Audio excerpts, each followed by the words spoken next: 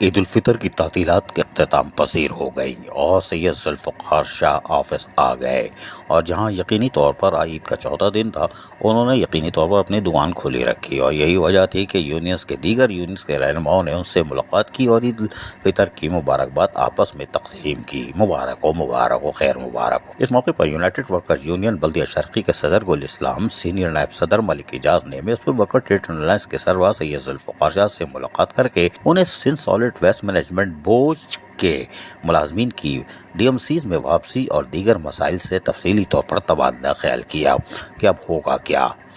تاہم سید ذوالفقار شاہ نے اس موقع پر کہا کہ اس معاملے کا سنجیدگی سے جائزہ لیا جا رہا ہے، اس لیے کہ ملازمین میں بھی بے چینی پائی جاتی تھی۔ Sindh solid waste management board سے لڑائی جھگڑا کرنا پڑتا تھا، دھرنا، مظاہرے سب ہوتا تھا، اور ڈی ایم سیز کی سطح پر تو بات کی جا سکتی ہے، اس لیے کہ یہ ان کے اپنے ملازم تھے۔ بہرحال اب یہ کیسے بھرتی کرتے ہیں، اس کی طرف ہماری بھرپور توجہ ہے۔ تاہم water board, united workers union اور سی بی اے یونین کے general secretary Ikram Khan, finance secretary Arshad Awan نے all Pakistan local government workers federation کے مرکزی چیئرمین سید ذوالفقار شاہ سے ان کے دفتر میں ملاقات کر کے انہیں عالمی یوم مزدور کی تیاریوں کے سلسلے میں آگاہ کیا، اور فیصلہ کیا گیا کہ 30 اپریل کو آرٹس کونسل آف پاکستان سے کراچی پریس کلب تک ریلی نکالی جائے گی اور کراچی پریس کلب کے سامنے اجتماع ہوگا، جس سے بلدیہ عظمیٰ Karachi, D M Cs, Sindh solid waste management board اور واٹر بورڈ کے رہنما خطاب کریں گے، اور مزدوروں کے عالمی دن کے موقع پر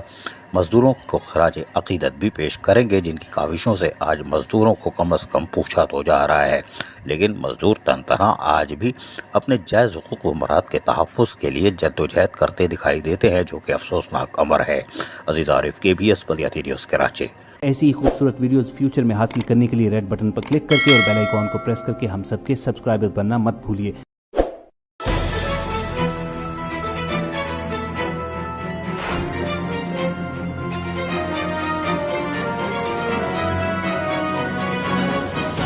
KBS بلدیاتی نیوز۔